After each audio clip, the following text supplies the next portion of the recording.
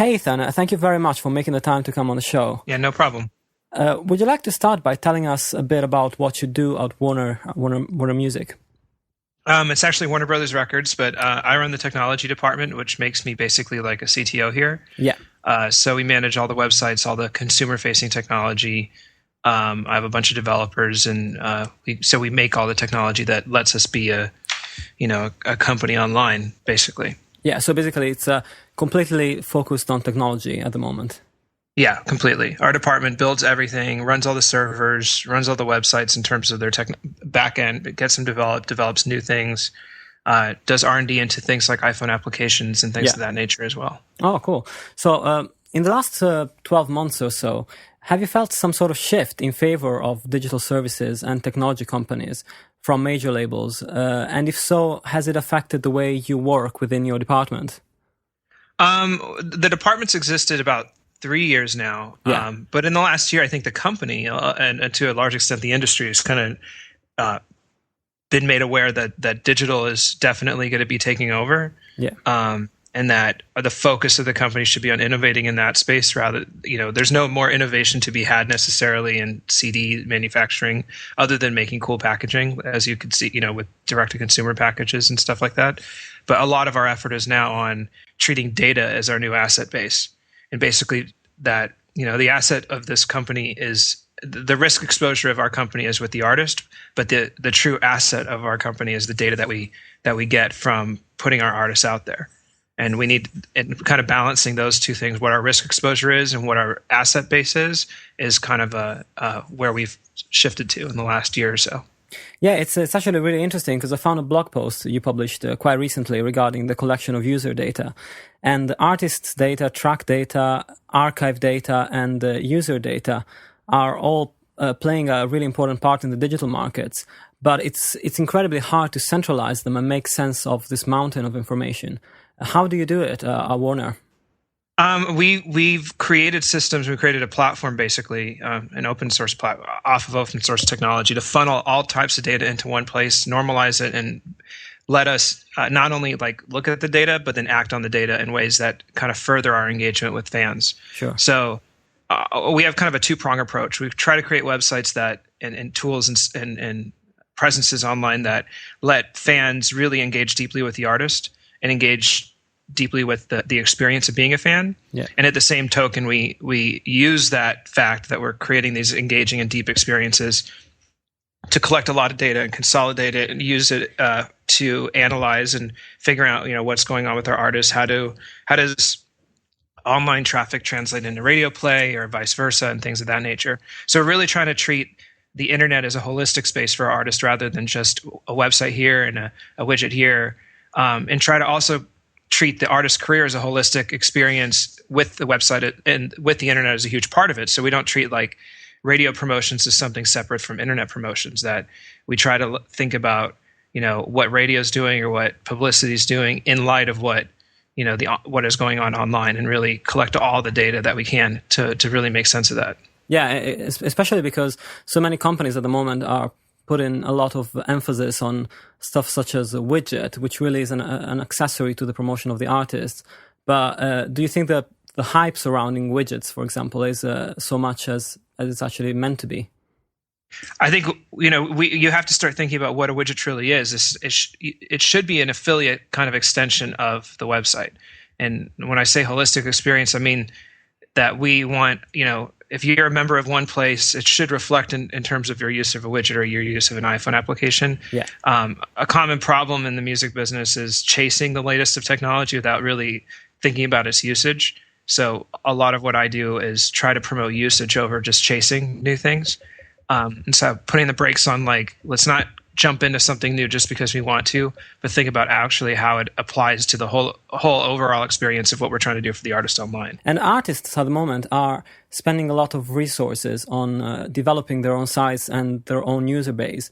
But I've noticed that quite a few major acts are creating subscription-based members-only areas with additional content and features. But this is kind of creates a fragmentation in the market where people that like a few major artists might have to subscribe to a few different sites and pay different fares for each site. Do you think this might drive users away in a way?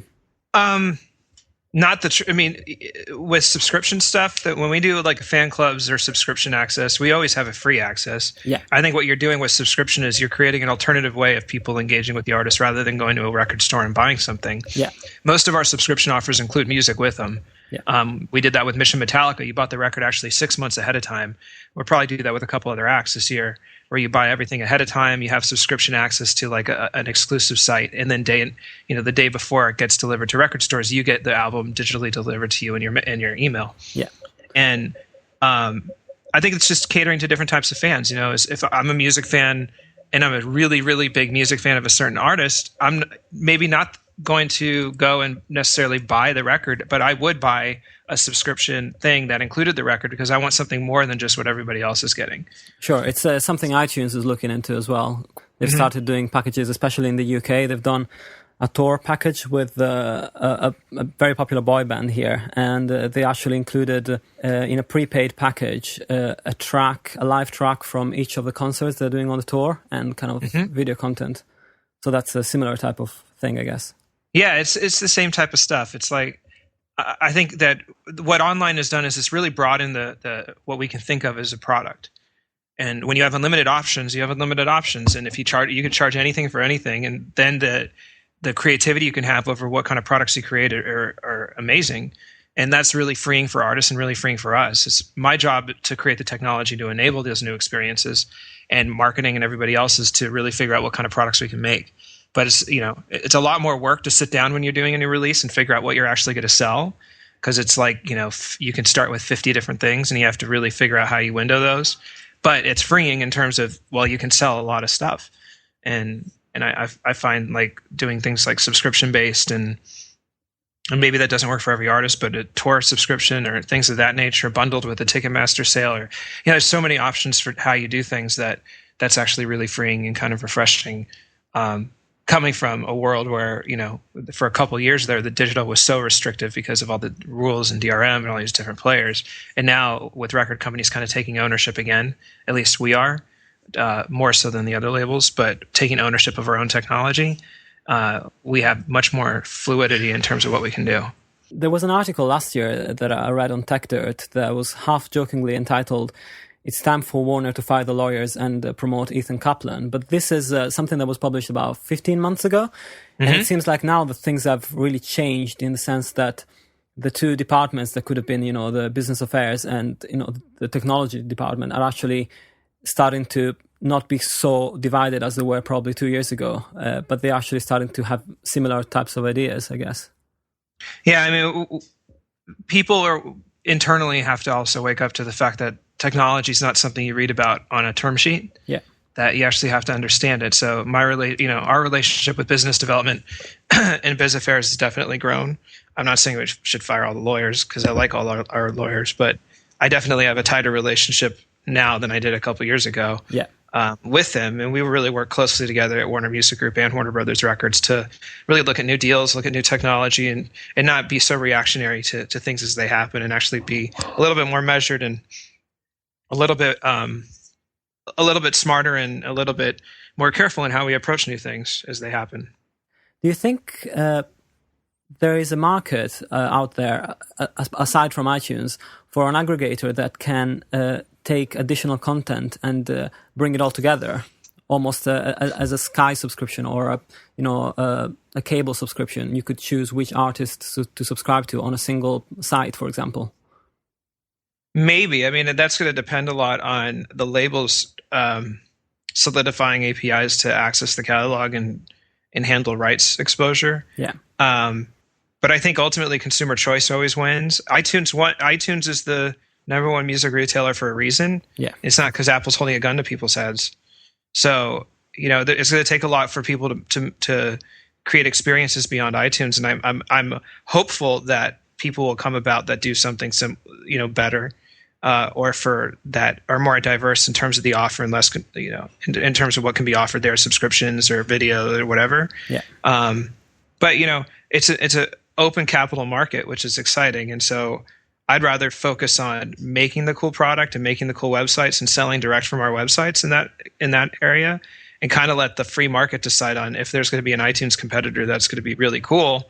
the free market needs to decide that that's going to be the really cool one. Right now it's iTunes, and those things don't happen by accident. Apple's a very, very smart company. They make very good products. Yeah, definitely. And in that sense, are you familiar with the service Spotify that is taking kind of the UK and Sweden by storm at the moment? Yeah, I am, but I can't access it from the United States. So when I go to London, I think in September, I'm going to have to check it out. But I mean, yeah, I'm familiar with it. I think it's pretty cool, and I've looked at stuff like this before, and Lala and everything like that. And I have a Rhapsody account, which I use it on I have a Sonos music system at my house. Yeah. And I use Rhapsody a lot on that. So I'm definitely excited about the subscription and the kind of a la carte subscription model. I think it's an interesting thing.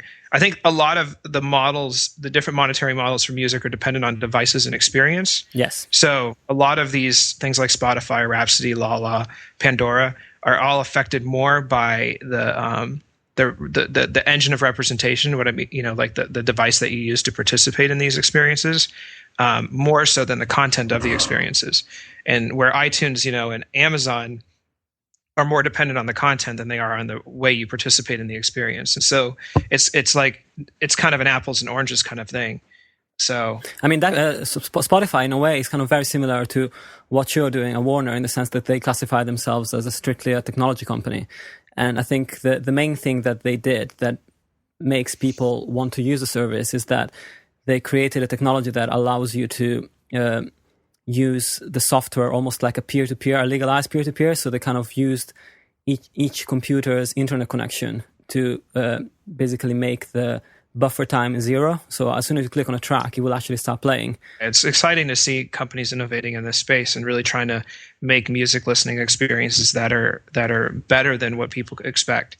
And I think that's been missing a lot from music technology companies, is that they fall in love with music and fall in love with technology, but kind of miss user experience along the way.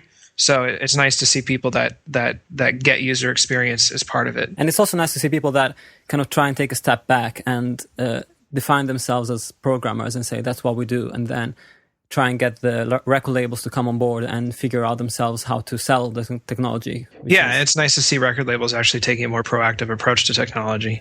Drupal is your main backbone for a host of the Warner's sites. How come you find this the most attractive platform for you at the moment? Drupal had the most active developer base. Yeah.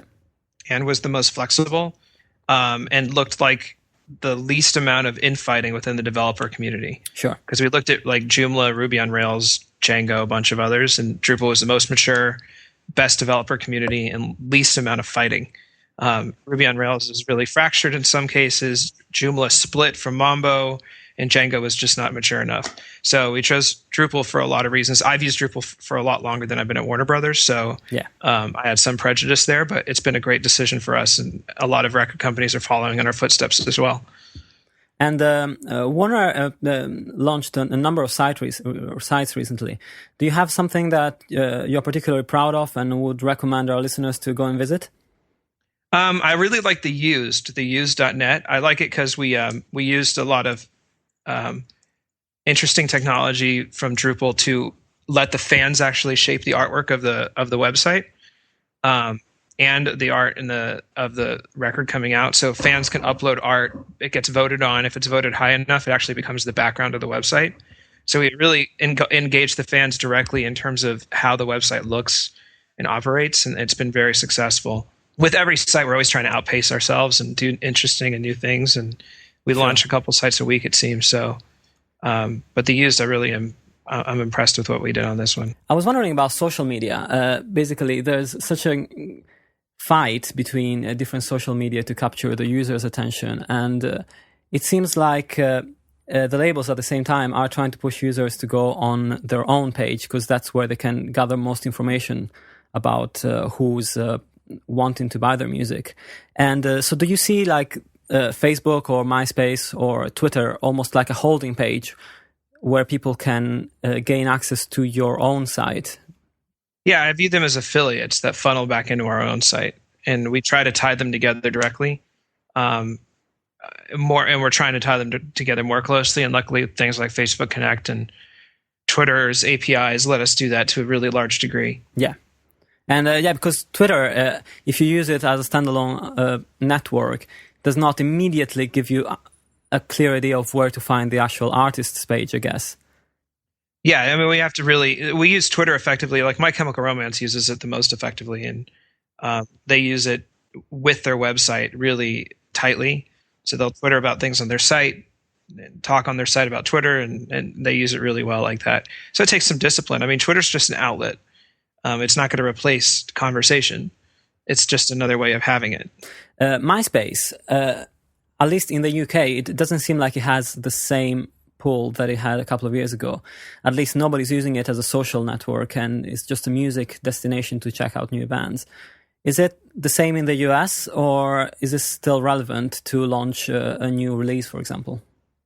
MySpace is still important in it still has a certain type of audience, and I have a lot of faith in Courtney Holt and what he's doing with MySpace Music. He's a good guy and he knows what he's doing. So yeah, it'll be interesting to see kind of what he does. Yeah, and how he could bounce back, basically. Yeah, I'd never underestimate smart people. And Courtney's a smart guy. What next for Digital Warner? Have you got anything major in the pipeline, or anything in terms of implementation that you want to develop in the future? I'm looking at new platforms, of course, like iPhones, but trying to actually treat them smartly as extensions of the artist side experience. But we're really just growing the technology. We've kind of put it into place to let our marketing teams and other teams understand and use the data that we collect in better methods, and also let the data that users are giving to us positively affect their experiences with the artist. So we're really trying to balance collection and usage with making more positive experiences for the fans, more offers, more ways of participating with the artist, and more ways of purchasing things and different things that they can purchase that are a lot better than just a CD. Yeah, because it's almost like a catch-up game at the moment. There's so many different phone platforms that are coming out, and it must be really hard for you guys to try and pick one that, I mean, the iPhone is an obvious one because it has such a specific audience and such a large range of users. But for example, Android is another one, and the Palm Pre now has come out with I have all three phones on my desk right now, and the iPhone's the one I use on a daily basis for very obvious reasons. It's the best one. I think the Pre has potential, and so does Android, but as of right now, they're non-starters in terms of is just competitors. It takes a lot to compete with somebody that had a 2-year head start and it already has, a 4-year head start as of now. iPhone's been started development 4 years ago, and the iPhone 3GS there's no doubt about it. It's a killer device and it's a game-changing device. And so it's not cheap to develop for these platforms. So we have to pick our battles. And I'm going to, right now it's with the iPhone. I'm on the pre-SDK program and I have the Android SDK, and we're looking at both, but not going to do anything yet for the Pre until I kind of see the device mature a bit more. The speed of the device is just not there for us to actually think it's, we'll direct people to web pages on it. Not going to make a native app yet. And finally, can you tell us where our audience can find your work or your blog and all that? I blog at blackroomglasses.com. That's like my personal blog, and my Twitter feed is Ethan K, where I post a lot of random things. I have to blog more. I haven't blogged as much because of the baby. Yeah, sure. So I've been busy. Congratulations. And but I have a couple things that I'm going to start blogging about more. And that's where you could pretty much find me online, from Blackroom Glasses.